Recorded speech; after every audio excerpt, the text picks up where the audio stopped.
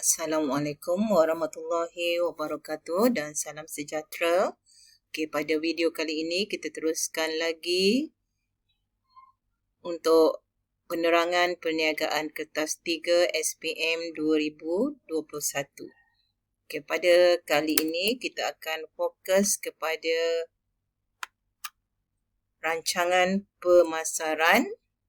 Tapi untuk rancangan pemasaran ini, untuk video kali ini, cikgu hanya akan tumpukan kepada elemen 11.1 iaitu analisis industri. InsyaAllah kita akan sambung video seterusnya untuk elemen 11.2 iaitu analisis pasaran. Jadi dalam analisis industri ini, ada 5 perkara yang kamu perlu buat iaitu analisis SWOT, kekuatan dan kelemahan pesaing utama, strategi promosi, perbandingan ataupun kelebihan perkhidmatan yang kamu tawarkan serta strategi harga pesaing. Jadi dalam analisis industri ini, yang pertama sekali ialah analisis SWOT iaitu tentang kekuatan kelemahan perniagaan kamu. Yang ini adalah kekuatan dan kelemahan dalaman yang berkaitan dengan perniagaan kamu. Okey, untuk peluang dan ancaman, kita melihat kepada faktor luaran. Luaran ni kita tak tengok dalam perniagaan kita, tapi kita tengok apa yang berada di luar perniagaan kita yang memberi peluang ataupun yang menjadi ancaman. Okey, ni contoh yang cikgu beri ialah kekuatan dalaman bagi perniagaan. Contohnya perniagaan cikgu namanya Tuah Enterprise, merupakan syarikat pembersihan, perniagaan pembersihan. Jadi kekuatannya mempunyai ramai pekerja yang rajin ataupun committed dengan kerja masing-masing. Okay, lepas tu pemilik mempunyai kemahiran dalam bidang perniagaan yang ditawarkan. Jadi dekat sini, kalau kamu katakan macam cikgu syarikat pembersihan, katakan memotong rumput, maknanya pemilik mempunyai kemahiran dalam bidang perniagaan yang ditawarkan, iaitu mahir dalam pembersihan kawasan luar rumah ataupun kebun. Okey, kelemahannya perniagaan baru ditubuhkan dan belum dikenali ramai. Ini boleh digunakan untuk apa-apa sahaja jenis perniagaan, tak kiralah kurier ke ataupun pembersihan ataupun refleksologi, sebab semuanya adalah perniagaan baru. Okey, lepas tu pemilik dan pekerja kurang berpengalaman dalam perniagaan. Okey, itu pun boleh dijadikan kelemahan. Jadi kamu boleh fikirkan apa-apa saja kekuatan bagi perniagaan kamu boleh reka sendiri. Yang penting itu adalah berkaitan dengan perniagaan kamu dan juga kelemahan perniagaan kamu. Okey, faktor luaran yang memberi peluang kepada perniagaan, contohnya ramai penduduk sekitar yang bekerja dan tiada masa menguruskan rumah ataupun kawasan rumah. Jadi ini peluang. Kalau macam kurier tu kamu bolehlah bagi tahu. Sekarang ni maknanya ramai yang menjalankan perniagaan secara atas talian. Jadi maknanya peluang terbuka kerana ramai yang nak menghantar barang kepada pelanggan dengan segera. Okey, jadi itu contoh bagi peluang. Okey, seterusnya ialah ancaman. Okey, ancaman ni contohnya gangguan cuaca seperti hujan yang boleh menyebabkan pekerjaan tertangguh. Jadi kamu tengoklah perniagaan kamu tu apa yang faktor luaran ni yang boleh menjadi satu ancaman kepada kamu.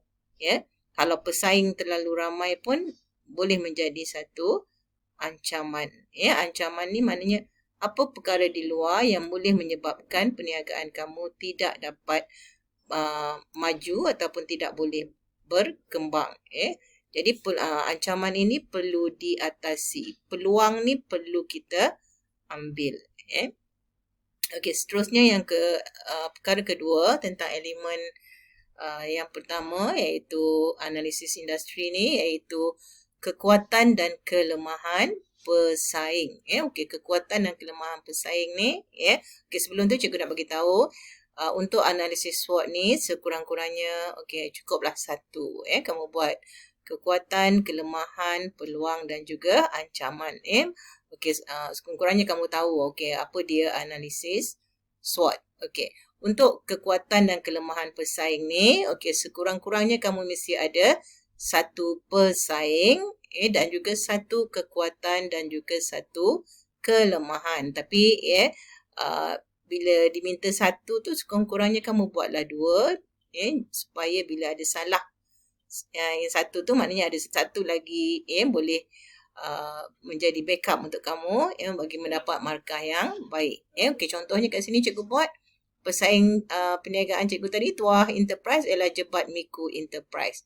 Jadi kekuatan, kita kena lihat kekuatan perniagaan pesaing kita. Pesaing, pastikan kamu pilih perniagaan yang sama. Contohnya kalau kamu menawarkan perkhidmatan mesin rumput, maknanya pesaing kamu juga mestilah menawarkan perkhidmatan mesin rumput. Begitu juga dengan kurier. Kalau kurier, maknanya pesaing kamu mesti menjalankan perniagaan kurier. Begitu juga dengan refleksologi. Jadi jangan pilih perniagaan yang berbeza dengan perniagaan kamu. Jadi contoh kekuatan di sini ialah perniagaan Jebat Enterprise telah lama beroperasi dan banyak pengalaman. Kekuatannya pula telah dikenali ramai dan mempunyai pelanggan tetap. Okey, saya ulang sikit sebab ada gangguan tadi. Okey, kekuatan perniagaan pesaing ini ialah perniagaan Jebat Enterprise telah lama beroperasi dan banyak pengalaman. Yang kedua tu, cikgu bagikan contohnya, telah dikenali ramai dan mempunyai pelanggan tetap. Jadi itu adalah kekuatan pesaing perniagaan cikgu tadi, iaitu Tuah Enterprise, iaitu Jebat Miku Enterprise. Jadi tak semestinya lah nama tu hampir-hampir sama. Yang cikgu bagi tahu di perniagaan tu sahaja mesti sama. Okey, kelemahannya pula, okey, cikgu bagi contoh di sini ialah perniagaan Jebat Enterprise selalu menangguhkan perkhidmatan kerana pekerja yang tidak ramai. Ataupun yang kedua tu tidak dapat memenuhi permintaan pelanggan kerana kekurangan modal bagi mengupah lebih ramai pekerja dan membeli lebih peralatan. Jadi di sini kita melihat kepada kekuatan dan kelemahan perniagaan. Okey, mungkin ada yang tertanya-tanya, okey, adakah perniagaan ini mesti wujud? Jadi pandai-pandailah kamu perniagaan ini tak semestinya wujud, tapi kamu boleh membayangkan perniagaan ini wujud dan kamu fikirkanlah ataupun rekalah kekuatan dan juga kelemahannya.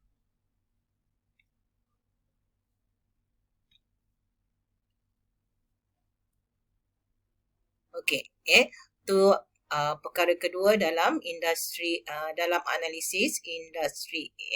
Okey, seterusnya ialah tentang yang ketiga ialah strategi promosi. Jadi strategi promosi ni kamu boleh lihat dalam buku teks di tingkatan 5.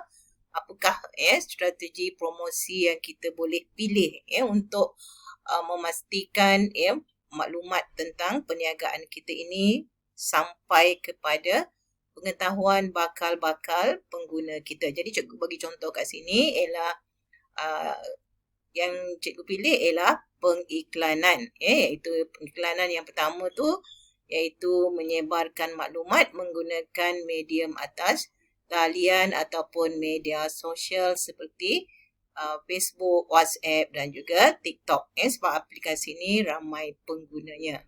Selain daripada media sosial, maknanya pengiklanan menggunakan risalah dengan mengedarkan risalah di tempat yang selalu dikunjungi oleh ramai bakal pengguna seperti pasar raya, masjid dan pasar tani.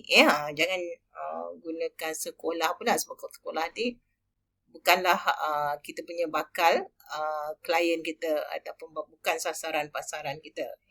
Jadi kenapa kita gunakan pengiklanan? Sebab cara pengiklanan begini melalui media sosial ataupun risalah adalah lebih mudah dan juga lebih murah.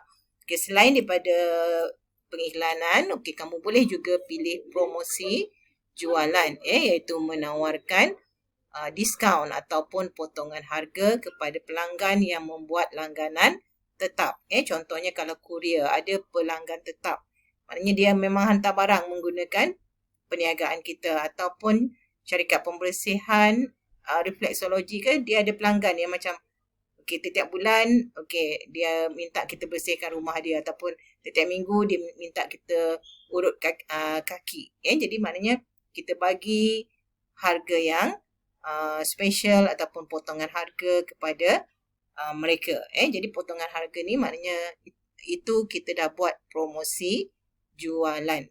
Okey. Dengan menawarkan potongan harga sebanyak berapa persen. Okey, ni terpulanglah kepada kamu berapa persen. Tapi kalau banyak sangat nanti macam mana pula kita nak mengawal keuntungan. Okey, jadi itu kaedah strategi promosi kita. Okey, yang keempat ialah perbandingan ataupun kelebihan perkhidmatan. Okey, ini adalah tentang kelebihan perkhidmatan kita berbanding dengan pesaing-pesaing kita yang lain. Kita tonjolkan apakah kelebihan ataupun perbandingan perkhidmatan kita berbanding dengan peniaga yang lain. Okey, kat sini cikgu bagi contoh. Kalau perniagaan kurier, maknanya perkhidmatan penghantaran dalam tempoh 24 jam. Jadi yang tempoh 24 jam ni ramai peniaga lain pun buat 24 jam. Tapi kita buat tambahan pula, iaitu jaminan wang dikembalikan jika barang tidak sampai dalam tempoh 24 jam disebabkan kecuaian peniaga. Lepas tu menawarkan potongan harga kepada peniaga atas talian, ataupun kita boleh katakan kita punya kelebihan tadi maknanya kita menawarkan harga yang lebih murah. Kalau kita tak nak sebut perkataan menawarkan potongan harga, takut keliru dengan promosi tadi, kita kata menawarkan harga yang lebih murah kepada peniaga atas talian berbanding dengan pesaing yang lain. Okey, kalau pembersihan pula, okey, ni cikgu bagi contoh sahaja.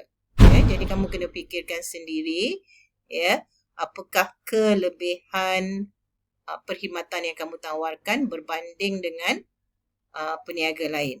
Okey, kat sini pembersihan contohnya menawarkan pakej langganan perkhidmatan pembersihan mingguan bulanan dengan harga yang istimewa ataupun harga yang lebih murah berbanding peniaga lain. Okey, pemilik perniagaan pula akan berhubung dengan pelanggan memastikan mereka berpuas hati. Okey, tindakan segera diambil jika ada pelanggan yang tidak berpuas hati. Okey, ni ada sikit ayat yang terbalik ni. Jika ada pelanggan yang tidak berpuas hati. Lepas tu mungkin ada juga yang memasang pewangi udara semasa perkhidmatan diberi secara percuma. Okey, ni contohnya bagi yang menawarkan perkhidmatan pembersihan rumah. Maknanya dia pasang pewangi tu supaya rumah tu bukan saja setakat bersih, okey, tapi berbau harum. Jadi maknanya mesti tonjolkan apakah kelebihan perniagaan kamu. Okey, seterusnya elemen yang kelima, yang terakhir sekali bagi analisis industri ni ialah strategi harga pesaing. Jadi kat sini cikgu bagi satu sahaja contoh strategi harga pesaing ni, sebab yang kat sini kamu kena buat carian di internet ataupun Google dulu tentang harga pesaing. Lepas tu kamu letaklah harga bagi pesaing kamu. Contohnya tadi cikgu mesti ambil lagi perniagaan jebat miku tadi kan. Tertinggal perkataan miku. Okey, strategi harga pesaing maknanya RM1 semeter. Ini bagi pembersihan mesin rumput. Okey, jadi kalau 10 meter persegi maknanya 100 meter darab RM1, mana upahnya adalah RM100. Jadi harga yang dikenakan bagi pesaing ni adalah mahal. Lebih mahal berbanding peniaga lain. Maknanya yang meletakkan harga lebih kurang 50 sen hingga, okey, ni tercicir pula, katalah 70 sen. Jadi